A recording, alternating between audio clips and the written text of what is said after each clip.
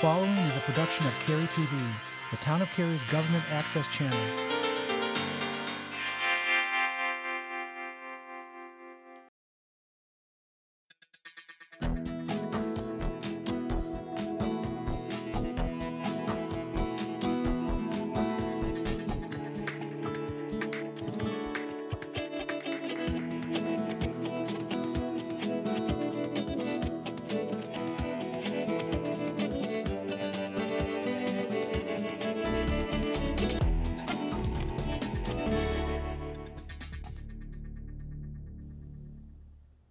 Hello, I'm Harold Weinbrecht, Mayor of Cary, and this is Cary Matters. It's the monthly program designed to help keep you informed about issues that your council members are working on for our community. Joining me as co-host this month is Laurie Bush, who is one of our 2 at-large representatives. Laurie has been serving the citizens of Cary as a council member since 2011. Laurie, thank you for your service, and thank you for being in this month's episode of Cary Matters. Oh, thank you. It's my pleasure. Great. You know, we get a lot of emails about rezoning cases.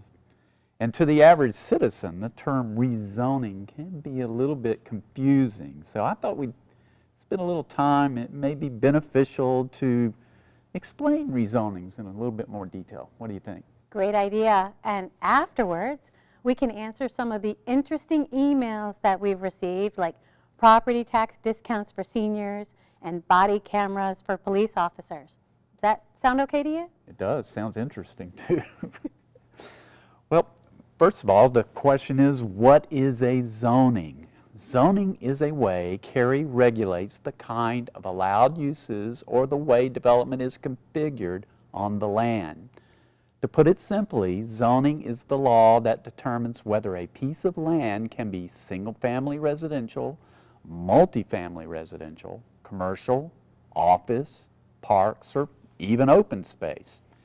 Every lot or parcel within Cary's town limits, and even in a limited area outside of town, is located within a specific zoning district. These districts, or zones, are contained in the Land Development Ordinance, or LDO as we like to call it, which is adopted by council. In addition to the various uses, the zoning ordinance also sets forth many requirements for things like the amount of parking, lot sizes, building heights, landscaping, and signage. Before zoning, though, comes planning. Most communities, like Cary, plan ahead for new development and adopt an official plan that shows future land use possibilities. These plans identify the type of development that is most suitable for an area and may help ensure that we don't have incompatible developments next to each other, like a retail center next to a single-family home. When a property owner wishes to be annexed into the town or wants to change the existing zoning, he or she must go through the rezoning process. Believe me, in a growing town like Cary, we spend a lot of time dealing with rezoning, right, Laurie? Oh, yes, we do. And Mayor, I believe this is where folks really have some difficulty. All of the plans and regulations can be a bit confusing. Basically, our community has a long-range plan describing what can be built, and our zoning laws determine the types of allowed buildings or the way that development is designed on a site. Now, this plan, like so many of our plans, was created with extensive outreach to and participation by our citizens. So if someone wants to change the zoning, they must apply and go through the rezoning process. So let's take a moment and use an example to step through the rezoning process. Let's suppose there is a property in the county that the owner wants to develop, and to do so will require town water and sewer services. Their first step is to request to be annexed into the town limits. Next, let's suppose that the town's land use plan for that property allows for a range of 3 to 8 single-family homes per acre. the property owner then petitions the town to rezone that property to a zoning district that permits 3 to 8 units per acre. Now, staff then reviews the application, makes sure everything is in order, and provides a written report about the proposal, which town council then considers at a legally required public hearing. Notifications are sent to nearby residents within a certain distance of that site, and a blue public hearing sign, you've seen those around. I have seen them, a lot of them. A lot of them is put on the property, notifying residents of the hearing. Now, at this public hearing, this is a great opportunity for our citizens to come to Town Hall and share why they think the proposal is appropriate or not. And after that, Council refers the case to our 9-member Citizen Advisory Board called the Planning and Zoning Board, which reviews the rezoning request and makes a recommendation to Council. The Town Council then decides whether or not to approve the rezoning, and among other things, the Council evaluates whether the request meets or deviates from the land use plan. This entire process typically takes about 4 to 6 months. And once the new zoning district is in place, the property owner is required to submit a detailed site plan or subdivision plan to show how the project will be developed. Town staff, not council, review such plans to ensure that all town standards for development are met. So, pretty easy, right? Wow. Sounded like a lot, but it was a good example. And your example brings up something else our citizens need to understand, and that's the legal limitations on what council can impose or require of an applicant during a rezoning.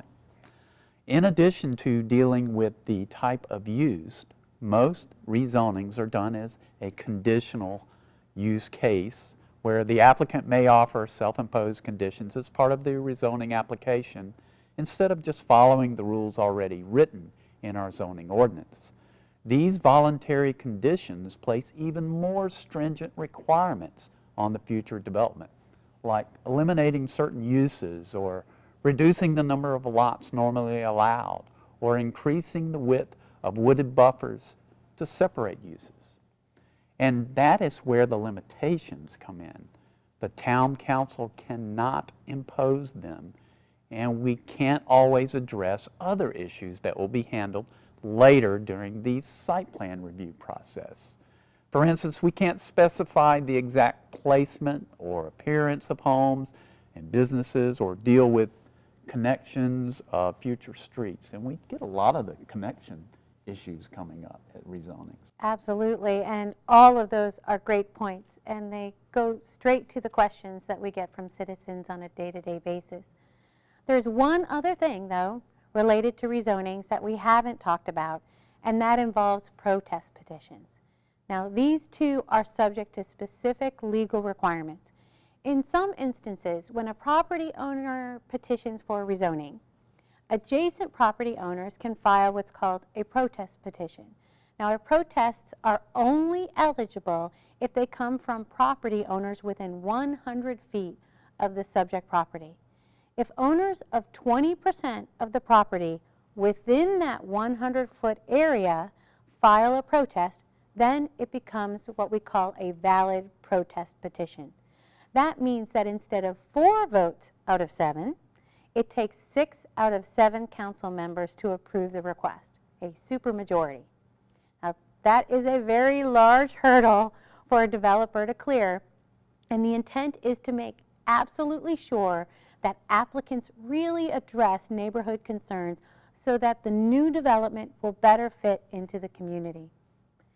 Now, even though we have explained the zoning and the rezoning process, some of the procedures and how you might protest an application, it is still a very complicated process. So I would recommend that if you ever have questions about a rezoning, please contact us or a member of town staff, and we will be glad to answer your questions. Or you can learn more about planning and zoning using our award-winning VIP system, stands for Virtual Interactive Planner, on the town's website. You should really check it out. That's great advice. The VIP tool is a very quick way to get up to speed. I know it took me a long time to figure out what land use plans and rezonings were when I initially got involved in town government. Many years ago. Many years ago. So using that VIP tool really, really helps. It's a good tool. Well, coming up after the break, we're going to tackle some of the questions we've been hearing from you.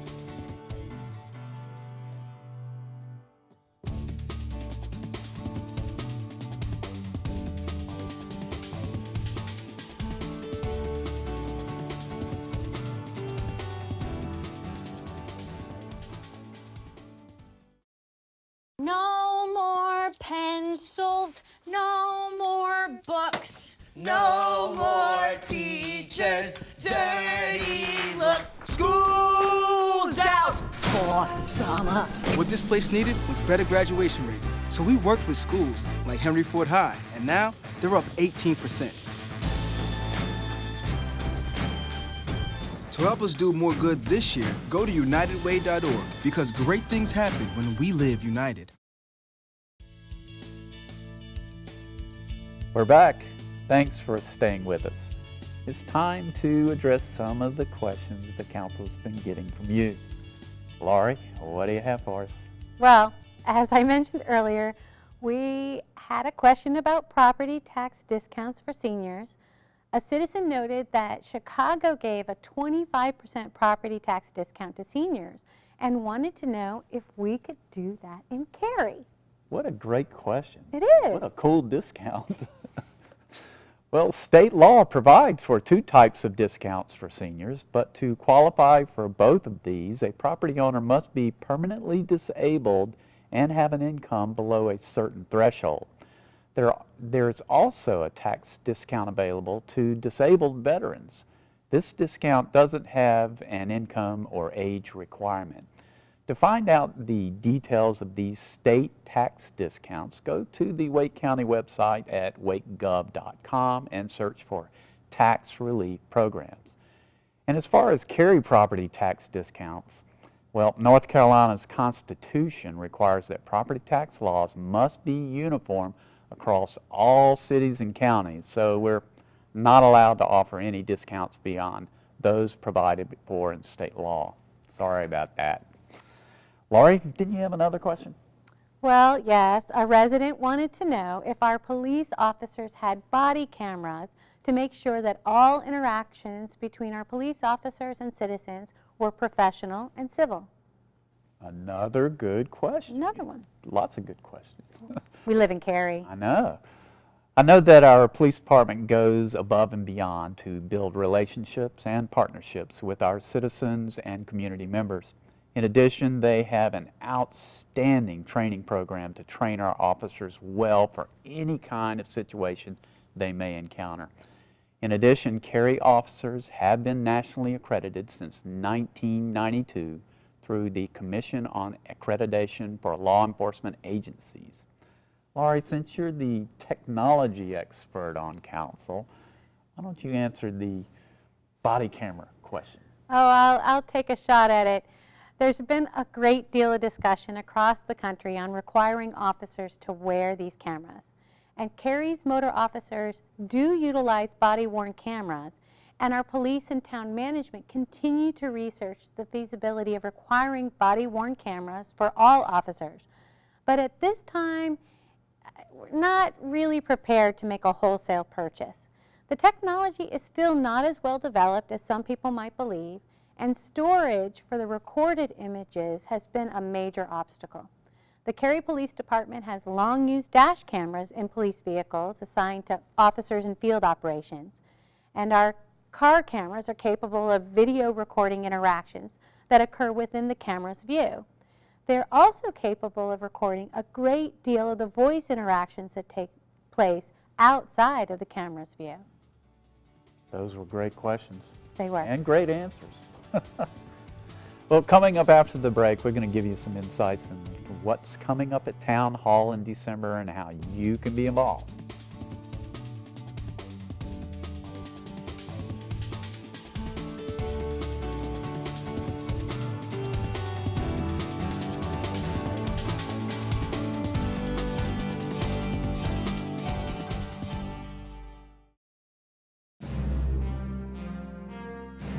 Cary's first movie house marquee lights up again. For the first time in decades, the Cary Theater comes alive with films, music, comedy, improv, and theater. Featuring an intimate setting and an extraordinary lineup, the Cary will become a regular on your entertainment docket. Find us on Chatham Street in downtown Cary or on the web at townofcary.org. We're back, and in this final segment of Cary Matters, we want to talk about what's happening in December and how you can be involved. Laurie, what council meetings do we have coming up this month? Well, we haven't put them on your calendar yet? Yeah, they're there. I just don't pay attention. Oh, that's it. Well, this month will be a little different from other months. We only have 2 regularly scheduled meetings. Our meeting designated for quasi-judicial hearings is set for Monday, December 8th. And our other regularly scheduled council meeting is set for Thursday, December 11th. Wow, that's a lot going on. That's a busy week. I'm tired already just thinking about it. Now, there's got to be some fun things going on this month. Yeah, of course. Of course. December always has a lot of fun things. Actually, there's a lot. And it starts in the first weekend in December. On Saturday the 6th will be the 11th annual Old Time Winter Festival, which is perfect for holiday shopping. Then later in the evening, the town will have the Christmas tree lighting ceremony right here at Town Hall. The following Saturday, December 13th, will be the Cary JC's Christmas Parade, and that's always a hoot. So then on Monday, December 22nd, the town will hold its 3rd Cary Jewish Cultural Festival, and you'll be the MC there, I think. Can't wait for that either. All right. And Tuesday, December 30th, will be our annual Kwanzaa celebration. That's a lot going on. If you don't find something that's perfect for you, you just haven't looked at the calendar. That's true. Right? Well, don't forget now, the Cary Arts Center and the Cary Theater have a whole list of things going on too. Oh, that's right. The Cary Arts Center will be having holiday events almost every night with performances by the Cary Players, concert singers of Cary, Triangle Wind Ensemble, Cary Ballet, and the General Assembly Chorus. And the Cary Theater will also be celebrating the holidays with movies like Miracle on 34th Street, Polar Express, Scrooge, The Night Before Christmas Carol, and much more. To find out what else is going on in December, make sure to check out the calendar on the town's website at townofcary.org. Yeah, since there are town holidays this month, that means that town offices will be closed and some solid waste collection schedules will change. Town offices will be closed on December 24th, 25th, and 26th. Be sure to review your solid waste holiday collection scheduled mailed to you, which your trash and recycling. Make sure you check that out. And if you've lost it, you can always find it online. You can. Yeah. Well, that's it for this edition of Cary Matters. We appreciate your watching and hope that what we've shared has been interesting for you. Please let us hear from you. Your time is important, and we want this show to be of value to you as we work to bring you, our citizens, closer to your government. That's right. Happy holidays. And remember, help keep Cary litter-free, clean, green, and beautiful by volunteering with our Spruce program. Thanks for watching, and as always, thanks for choosing to call Cary home.